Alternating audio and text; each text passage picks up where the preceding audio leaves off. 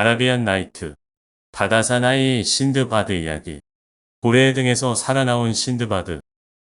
칼리프 하룬 알라시드가 세상을 다스리던 시절, 바그다드에 힌드바드라는 가난한 짐꾼이 살고 있었는데, 몹시 더운 여름날 무거운 짐을 도성 안쪽에서 반대편 끝으로 나르고 있었습니다. 고된 길의 녹초가 되었지만 아직 갈 길이 한참 남아있어 막막했던 힌드바드는 산들 바람이 불고 장미수를 뿌려놓은 거리에 이르러 큰 저택 근처 땅바닥에 짐을 내려놓고 그 위에 걸터 앉았습니다. 그는 휴식 장소로 이곳을 선택하길 잘했다고 생각했는데 저택에서 새어나오는 향기가 장미수 냄새와 섞여 공기가 몹시 상쾌했고 저택 안에서는 갖가지 새들이 지저귀었고 흥겨운 음악 소리도 들렸습니다. 고기 익는 냄새까지 맡은 힌드바드는 안에서 잔치가 벌어진다고 생각했는데 이렇게 으리으리한 저택에는 어떤 사람이 살까 하는 생각에 하인에게 이 저택의 주인의 이름이 무엇인지 물어보았습니다. 놀란 하인은 바그다드에 산다면서 이곳이 신드바드 선생의 저택이란 사실을 모르냐고 힐난하면서 그가 태양이 비치는 이 세상 모든 바다를 다 여행했다는 그 유명한 바다사나이라고 했습니다. 신드바드의 어마어마한 재산에 대한 소문을 익히 들었던 힌드바드는 너무 부러운 이 행복한 사나이와 한심한 자신을 비교해보자 울분이 치밀어 하늘을 올려다보며 크게 소리쳤습니다. 만물을 지으신 전능한 창조주님, 신드바드와 저 사이에 얼마나 큰 차이가 있는지 한번 내려다보십시오. 저는 매일같이 등골이 빠지도록 길을 하건만 저와 저의 가족은 형편없는 검은 빵으로 연명해 가기도 힘듭니다. 그런데 이 운 좋은 신드바드는 엄청난 재산을 펑펑 쓰며 이런 신나는 삶을 즐기고 있지 않습니까? 대체 그자가 무슨 일을 했기에 이처럼 늘어지는 팔자를 허락하신 건가요? 그리고 제가 대체 어찌했기에 인생이 이리도 고달프단 말입니까? 그는 고통과 절망의 화신과 같은 모습으로 땅바닥을 발로 쾅하고 굴렀는데 이때 종복이 나와 그에게 신드바드가 그를 보고 싶어 한다고 깍듯하게 말했습니다.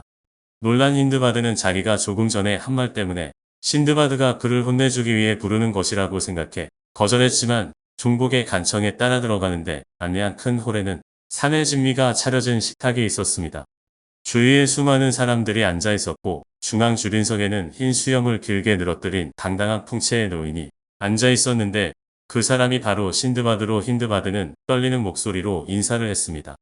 신드바드는 그를 자기 오른편에 앉힌 뒤 먹을 것을 덜어주고 최상품의 포도주를 따라주며 권했는데 식사가 끝나갈 즈음 신드바드는 힌드바드를 형제라 부르면서 이름은 무엇이며 무슨 일을 하고 있느냐고 물었습니다.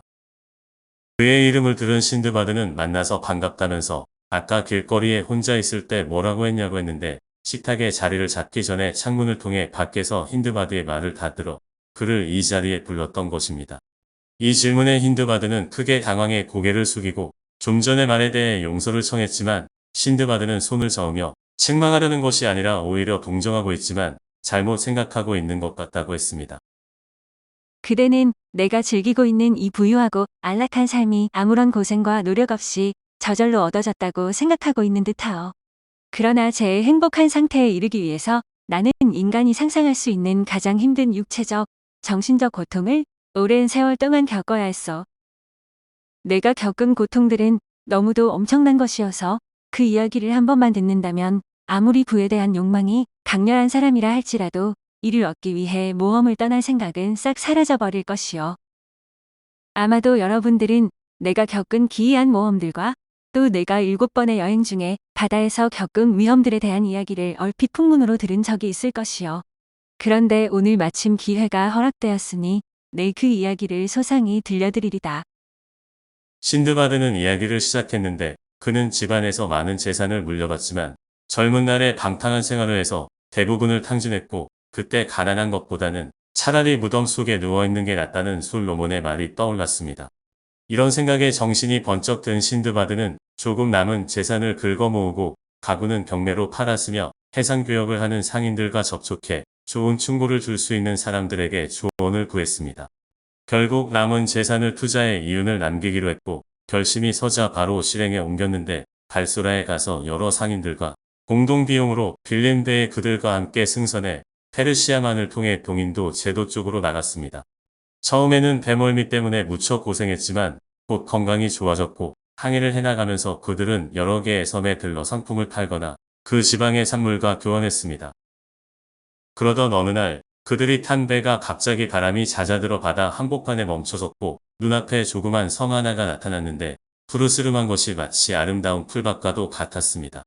선장은 돛을 접은 후 원하는 사람은 내려가 봐도 좋다고 해서 사람들은 섬에 상륙해서 먹고 마시며 항해 중에 쌓인 피로를 풀고 있는데 섬이 갑자기 진동을 하면서 그들을 세차게 흔들어 댔습니다.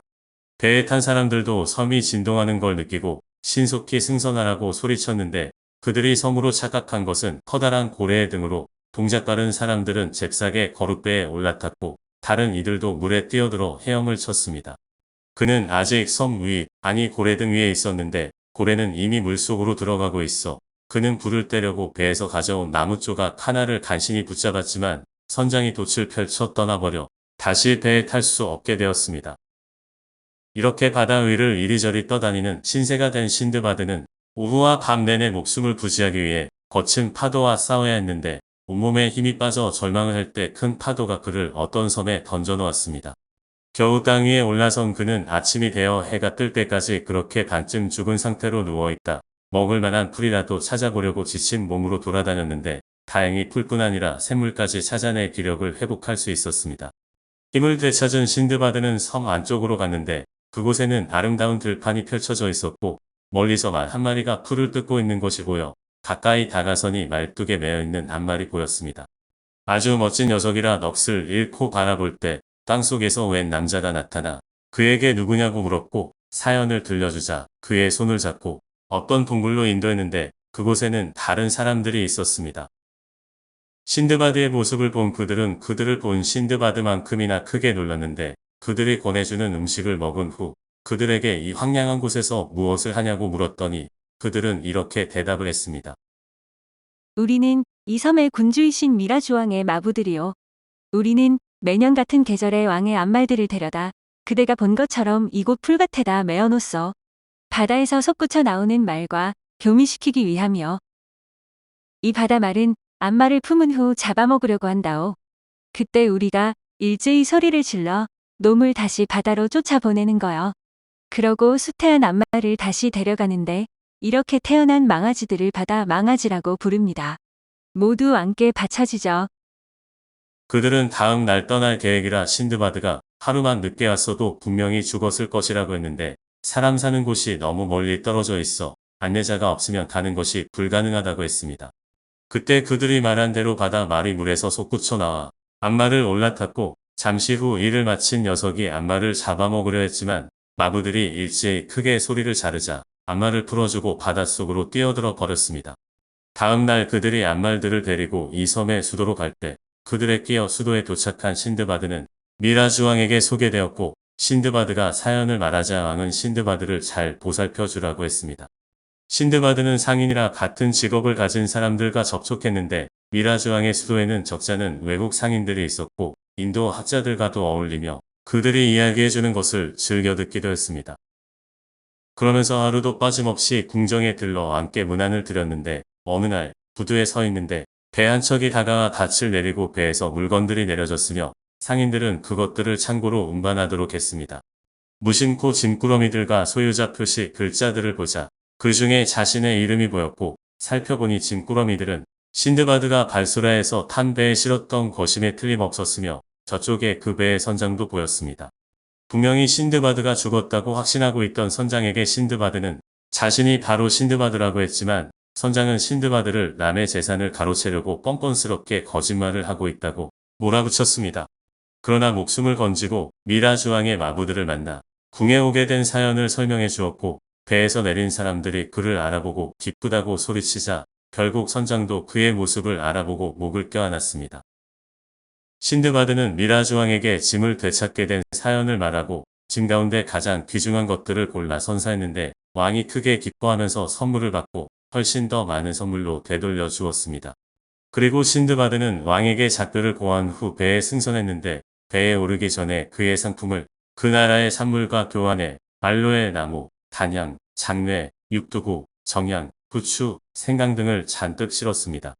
그들의 배는 여러 섬들을 거친 후 발소라에 닿았고 다시 출발해 바그다드에 도착했을 때 그의 수중에는 약 10만 세켑에 달하는 재산이 있었습니다. 다시 상봉한 신드바드와 가족은 깊고 진정한 가족애로 큰 기쁨을 느꼈으며 남녀 종들과 좋은 땅을 사고 커다란 저택도 지었는데 고통은 잊고 인생의 즐거움만을 누리며 살겠노라고 마음먹었습니다.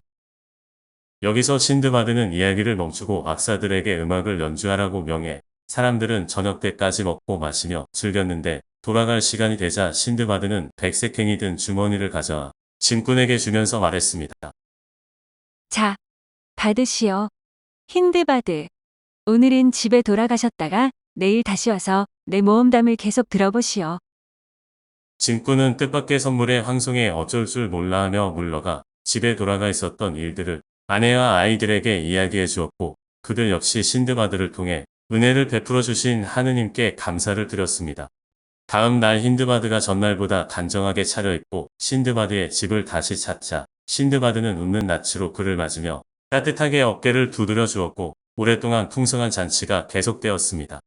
마침내 식사가 끝나자 신드바드는 자중을 둘러보면서 두 번째 여행의 모험담을 들려드릴 테니 모두 잘 들어주시기 바란다고 했고 사람들이 잠잠해지자 다음과 같이 이야기를 시작했습니다. 아라비안 나이트, 바다 사나이 신드바드 이야기 두 번째 여행으로 이어집니다.